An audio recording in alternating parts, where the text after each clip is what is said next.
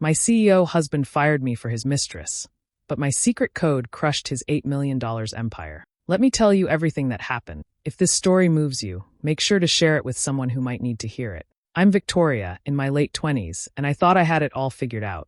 I met Grant when we were kids, and from the start, we were inseparable. We dreamed big, and together we built a business from scratch. While Grant played the charming CEO, I was the brains behind the operations, writing the software that ran our company, managing the day-to-day, and making sure everything worked like clockwork. People admired him, but they didn't know he wouldn't have made it this far without me. Our marriage felt like a partnership, both in life and in business. We shared secrets, dreams, and late nights planning the company's future. I loved him, and I believed he loved me too. But little by little, I started noticing changes. Grant became distant, cold, and impatient. He stopped asking about my day and barely listened when I spoke. He started working late more often, claiming the stress of the company, but I couldn't shake the feeling that something was off. At first, I brushed it aside, thinking maybe it was just the pressure of running a growing business. But there were small signs that gnawed at me. Meetings were rescheduled without explanation. He seemed distracted during dinner, and I noticed odd charges on the company credit card. The person I trusted the most was slipping away, and I didn't know why. Even though our love had cracks, I kept holding on, believing that our history, our shared dreams, and the empire we built together would matter more than any fleeting mistake. I worked tirelessly, keeping the company afloat, thinking that our bond would survive anything. But deep down, I felt a shadow growing between us, a tension I couldn't name. Something was about to change, and I had no idea that my life was about to turn upside down. Every long night spent coding, planning, and saving the company seemed like it might all mean nothing if Grant was slowly pulling away for someone else. I knew I had to stay alert, even if my heart wanted to ignore the warning sign. Little did I know, what I was about to discover would not only shatter my marriage, but also test every skill and piece of knowledge I had worked so hard to build. I thought I knew my husband, the man I trusted with my life and my career, but the truth was far more shocking than I ever imagined. I started noticing things I couldn't ignore. Grant was working longer hours than ever, claiming he was handling important deals, but he was avoiding me at home. Intimacy disappeared from our marriage, replaced by cold dinners and silent stares. At first, I tried to tell myself it was stress, that running a company was hard, but my instincts told me something was wrong. Then I saw it in the numbers. Expenses that didn't add up, luxury handbags, hotel bookings, fine dining I hadn't been invited to. I followed the paper trail quietly, piecing together a pattern that made my stomach twist.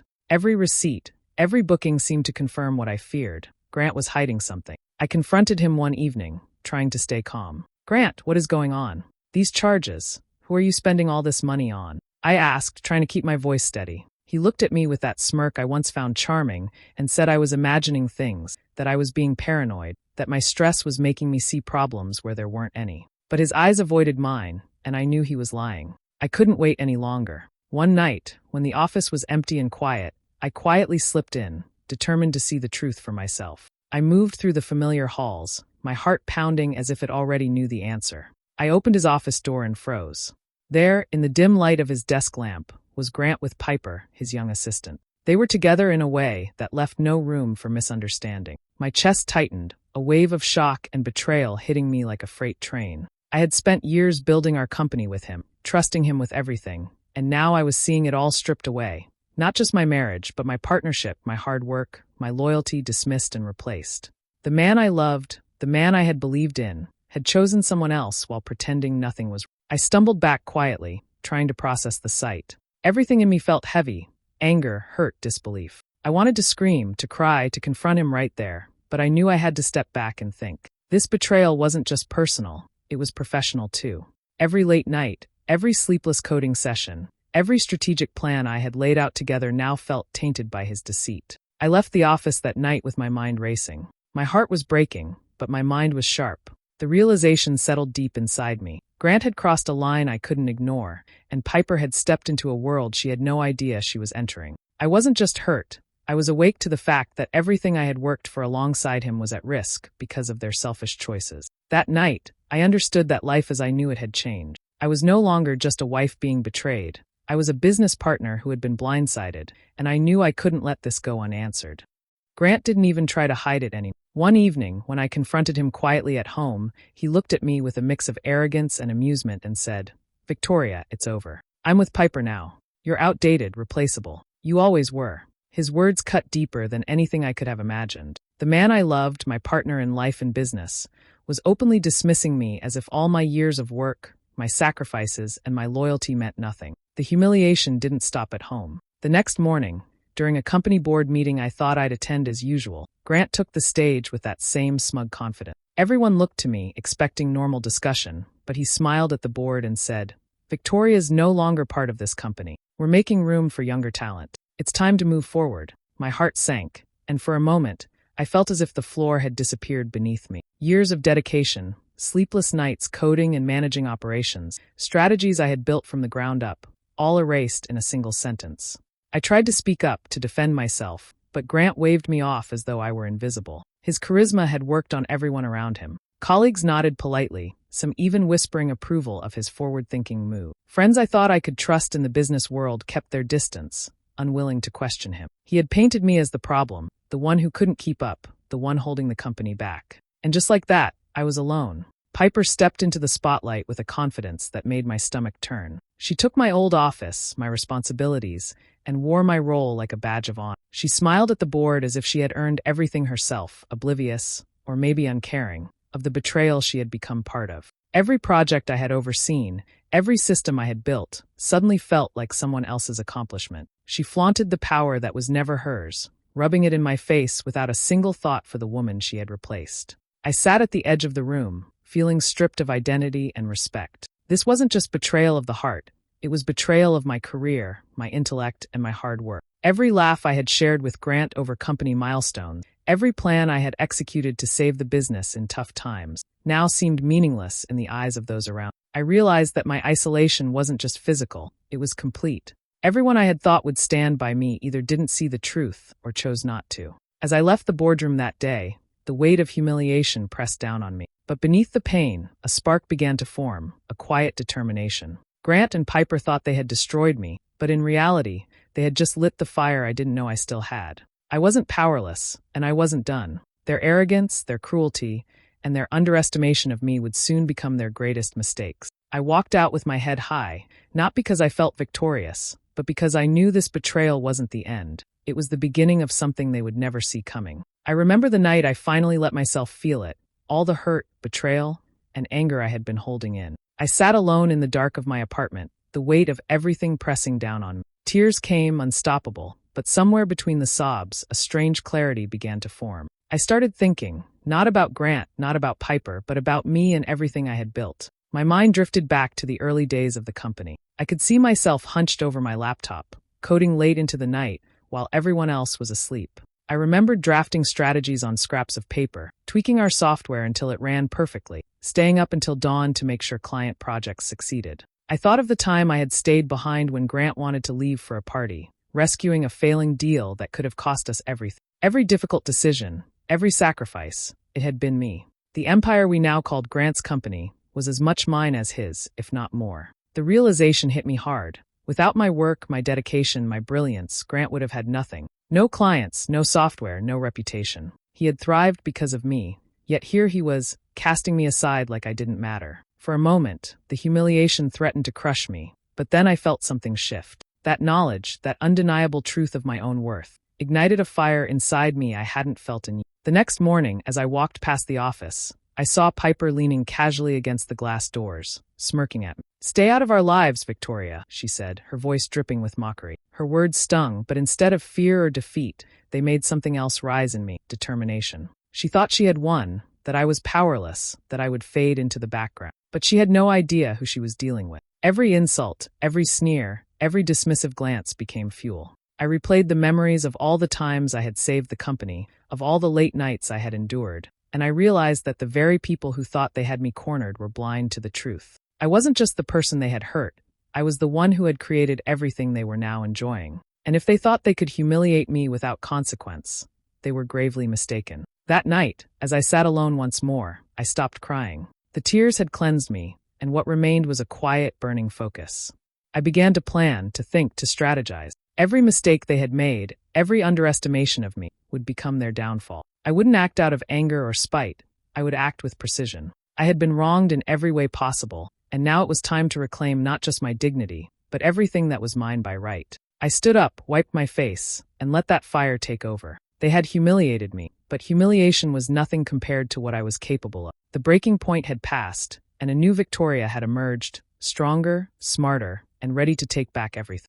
I spent days sitting in my apartment, staring at my laptop, remembering every line of code I had written over the years. The truth that had always been quietly waiting for me suddenly felt like a weapon in my hand. Every system the company ran on, the financial software, the client database, the operational tools, was mine. I had built it all from scratch, poured every ounce of skill and effort into it. And hidden deep within that code was something only I knew about, a fail-safe backdoor. At the time, I had created it as a precaution, a way to protect the company from hackers and technical disasters. It was supposed to be a safeguard, something that would never be used except in emergencies. But now, with Grant throwing me aside and Piper flaunting my work as if it were theirs, that backdoor became more than a safeguard. It became my chance to take control, to fight back in a way that couldn't be traced, a way that would hit them where they were most vulnerable. I leaned back in my chair and let the reality sink in. The empire that Grant had stolen, and that Piper was pretending to run, was completely dependent on the systems I had designed. If I knew the right sequences, the right keys, the right vulnerabilities, I could manipulate everything. Not out of mindless revenge, but as a reminder that the people who had humiliated me had never truly earned what they were enjoying. The thought of using it made my chest tighten. Was this moral? Was I crossing a line I couldn't return from? I paused, hands hovering over the keyboard, thinking about the late nights, the sacrifices, the loyalty I had shown. Then I remembered Grant's words, his smirk, his callous dismissal of my life's work. I remembered Piper's arrogance, her condescending warning to stay out of their lives. Morality seemed trivial in comparison to the betrayal I had endured. They had no boundaries, no conscience, and no respect for what I had built. With that clarity, I began to plan carefully. I had to act smart. This wasn't about crashing the company recklessly or causing chaos that could be traced back to me. Every move had to be precise, legal blind spots carefully considered, every action disguised as normal system activity. I studied the software with new eyes, tracing the pathways I had hidden within, mapping out the steps I could take to regain what had been stolen. The more I worked, the more I realized that this wasn't just revenge, it was justice in its purest form. Grant had thought he could erase me, replace me, and crush me, but he had forgotten one vital thing. I had built the foundation. Every client, every account, every project was vulnerable to me, and I was ready to prove it. By the time I leaned back and closed my eyes, a cold, steady determination had replaced the hurt and anger. The backdoor was my power, and it would be used carefully. No one would ever suspect the mastermind behind the coming collapse. I was no longer a victim. I was the one holding the key to everything they had taken from me. And with that thought, I knew the time for subtlety had begun. I started small, moving carefully so no one would notice. Each night, after everyone had left the office, I logged into the company's systems through the backdoor I had hidden years ago. The thrill of control was intoxicating, but I kept myself focused. This wasn't about chaos, it was about precision. Every action had to be subtle, untraceable, and perfectly timed. I began by diverting tiny amounts from Grant's lavish accounts into hidden funds I had set up under my name. Just a little here, a little there, small enough to escape immediate detection, but enough that over time, it would add up. Watching the money move, knowing he had no idea who was behind it, gave me a quiet satisfaction. Each transfer was a reminder that he had underestimated me, that the empire he thought he controlled was still mine in ways he could never see. Next, I turned my attention to the operational data. I scrambled project files, subtly altered reports, and deleted duplicates so nothing seemed completely broken, but everything began to feel off. Internal timelines started to shift, deadlines were missed, and confusion quietly spread through department. People started second-guessing themselves, trying to figure out what had gone wrong. Meetings grew tense. Emails were sent back and forth with panicked questions, and my plan worked perfectly. Grant didn't suspect a thing. Clients were the first to notice. Small issues turned into complaints. Payments were missing, invoices were delayed, and some projects appeared mismanaged despite years of smooth operation. Calls started flooding the office. Emails piled up in inbox. I watched from the sidelines as Grant's calm, confident facade began to crack under the pressure. He barked orders, demanded explanations, and blamed his staff for mistakes they didn't make. The higher-ups looked frustrated, and the board grew anxious. No one suspected that the root of the problem was the very person who had built the system from the ground up. The beauty of it was how cleanly the chaos was taking shape. I never directly touched anything that would point back to me. Everything looked like ordinary errors, staff mistakes, or system glitches. Grant, blinded by his arrogance and pride, assumed it was incompetence around him rather than the precision sabotage that I was orchestrating. The realization that he was struggling to regain control, all because he had dismissed me, filled me with a sense of quiet vindication. Even as the tension grew, I maintained my calm exterior. Every night I logged in, checking each small disruption, refining the process, and ensuring that each step compounded the effect without ever leaving a trace. My patience became my greatest weapon. I wasn't rushing. I was building a storm that would break over them at exactly the right moment. By the end of the first few weeks, the company atmosphere had shifted completely. Panic had replaced confidence, tension replaced calm, and confusion replaced order. Grant raged at his employees,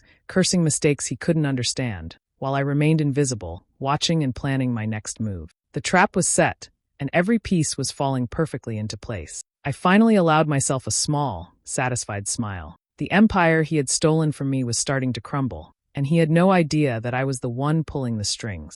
Within a few weeks, the cracks I had carefully created began to widen, and the company started to feel the strain. Deals that had once been solid suddenly fell through. Investors who had trusted Grant's leadership began pulling out, uneasy about the growing confusion and mismanagement. Lawsuits appeared on the horizon, clients demanding answers for projects that were late or mishandled. The empire that had once seemed untouchable was beginning to collapse from within, and Grant was completely blind to the source of the chaos. I focused my attention on Piper, knowing she lacked the experience and skill to handle the sudden pressures. Using subtle manipulations in the system, I created situations where she would make critical mistakes. A miscalculated report here, a corrupted client file there, small errors that compounded into massive financial losses. She tried to maintain her confidence, but each blunder cost the company millions. Watching her scramble to cover up errors, I felt a quiet, controlled satisfaction. This was what happens when arrogance meets inexperience.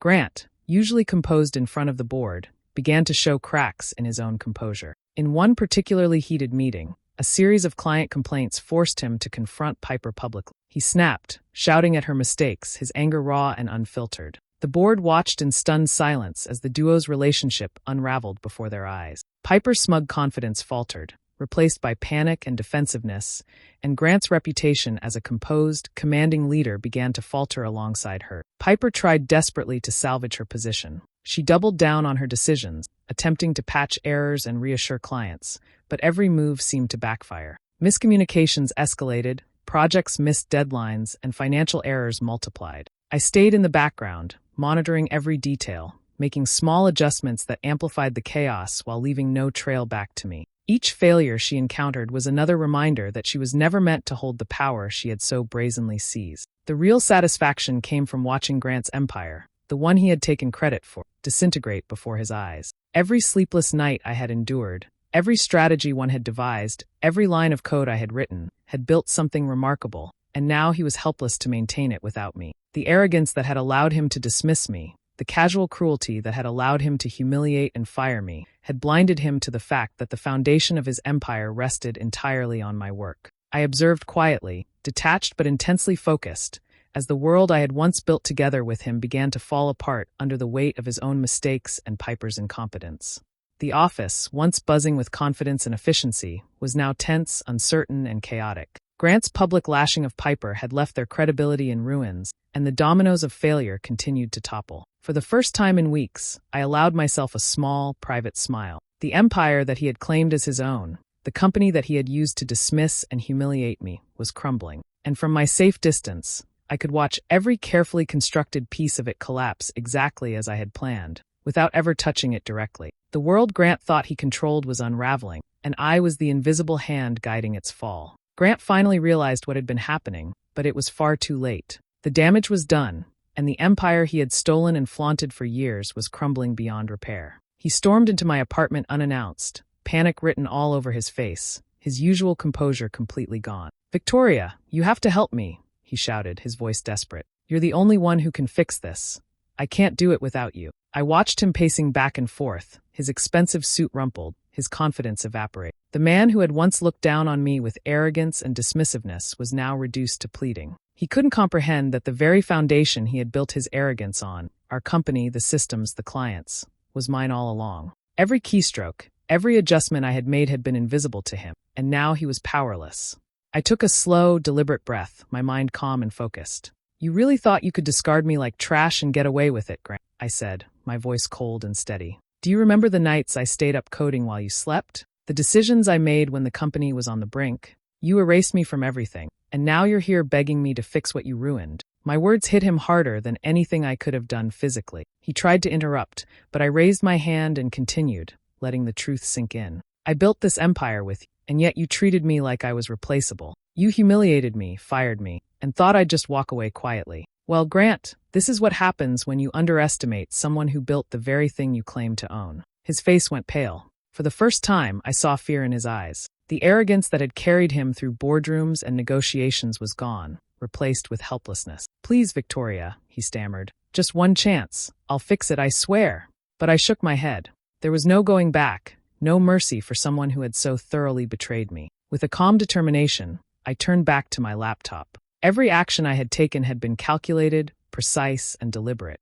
I typed in the final command, a single keystroke that permanently locked him out of the company system. The screens went dark, client access severed, financial data frozen. The tools that had allowed him to run the empire were now entirely under my control, and he had no way to recover them. Piper, who had ridden his coattails and flaunted my work, realized immediately that the money and power she had depended on. She vanished almost overnight, leaving him to face the ruin alone. I didn't see her smug face again, didn't hear her taunts, and didn't need to. Grant sank to the floor, staring at the dark screens, fully grasping for the first time that he had lost everything. And I, standing silently, felt no triumph in destruction, only the satisfaction of reclaiming what had always been mine. He had discarded me, humiliated me, and underestimated. Now, with one final act, I had ensured he could never touch what I had built again.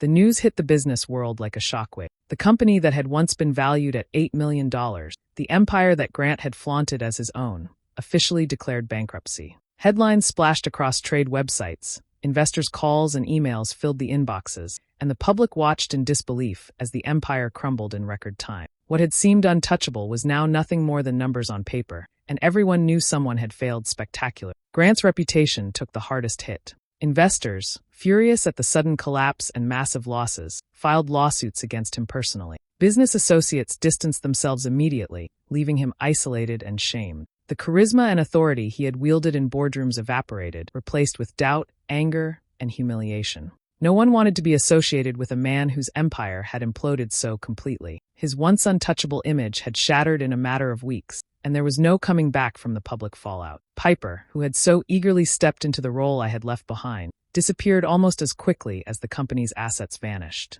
Rumors swirled that she had found another wealthy man and moved on, leaving behind the chaos she had helped create. Her brief moment of power and influence dissolved, leaving only whispers of her involvement in the collapse. For her, it seemed, the empire had been nothing more than a stepping stone, and once it was gone, she vanished without a trace. As for me, I watched the aftermath from a quiet distance, fully aware of the irony. The man who had discarded me, the woman who had flaunted my work, and the company they had thought they controlled were all gone. And yet I was unshaken. My hidden funds, accumulated from the careful diversions I had orchestrated over weeks, had given me financial security and freedom. I wasn't just surviving the fallout, I was thriving, untouched by the collapse I had engineered. With the lessons of the past behind me, I decided to rebuild, but this time on my terms. I opened a small tech consultancy, one that focused on innovation, security, and reliable solutions for clients who appreciated true skill and dedication. The consultancy started modestly, but my reputation for competence and precision quickly attracted clients. Each project reminded me of the hard work I had invested in my previous company and the control I had always held behind the scenes. The work was satisfying, not because it was revenge, but because it was mine. Every line of code, every strategy, every client success was a reminder that I had reclaimed not only my financial independence, but also my dignity and self-respect. I was no longer defined by the betrayal I had suffered. I was defined by the empire I had built from nothing, the intelligence I had wielded, and the life I had chosen for myself. Sitting in my office, watching my small but thriving business grow, I felt a sense of quiet triumph. The chaos, the humiliation, the betrayal, all of it had been transformed into freedom. Grant and Piper were gone from my world, and I was finally free to focus on the life I had always deserved, one built on my own terms, one where I was the only person in control. Sitting in my new office, I finally allowed myself to take a deep breath and reflect on everything that had happened. The chaos, the betrayal, the long nights of planning, It had all led to this moment, but what I felt now wasn't the rush of revenge. It was something deeper, something far more satisfying. I had reclaimed my dignity and independence. For years, I had been undervalued, dismissed, and humiliated, but now, every decision, every achievement, every success belonged entirely to me. I thought about Grant and the empire he had tried to claim as his own. He was out there somewhere, bitter and defeated, watching from a distance as I rebuilt a life he could never touch. Every headline mentioning my consultancy, every client who praised my work, was a quiet reminder that he had underestimated me at his own peril. His arrogance had blinded him to my worth, and now he had no power over me, no leverage, no control. It was a strange satisfaction to know that he could see my success and do nothing about it. Piper was gone, vanished from the scene, leaving behind only the echoes of her brief triumph and the mistakes she had made along the way. The people who had thought they could outshine me, replace me, or humiliate me had all fallen away, leaving only the reality that my skill, my intelligence, and my perseverance were what truly mattered. I didn't need recognition from anyone who had doubted me, and I certainly didn't need their approval to feel whole. I didn't forgive Grant. I couldn't, and I didn't want to. Forgiveness felt irrelevant after what he had done, after the betrayal, the lies, and the humiliation he had caused. But anger had faded, replaced with something steadier, clarity. I was no longer defined by his actions or his choices. I was defined by mine, by the careful, deliberate steps I had taken to reclaim my life and my power. Every late night spent planning, every small adjustment I had made to the systems he thought he controlled, had led me to this point. I had not just survived, I had taken back everything that was mine. Looking out the window at the city, I felt a sense of peace I hadn't known in years. I was free, free from manipulation, free from betrayal, and free from the shadow of a man who had tried to control me. I had turned pain into strategy, humiliation into precision, and betrayal into empowerment. Every challenge, every setback, had been a step toward reclaiming my life on my own terms. I smiled quietly, feeling the weight lift from my shoulders. The storm had passed, and I stood firmly on my own ground. This was not revenge for its own sake. It was victory over a chapter of my life where I had been undervalued and overlooked. I had risen, not because I sought to hurt them, but because I refused to let them define me. I didn't just survive, I won. Do you think Victoria was justified in taking back control of her life and her company? Or should she have found another way to handle Grant and Piper? Share your thoughts in the comments. I really want to hear your opinion. And if stories like this inspire you, make sure to subscribe and hit the notification bell so you never miss a new one.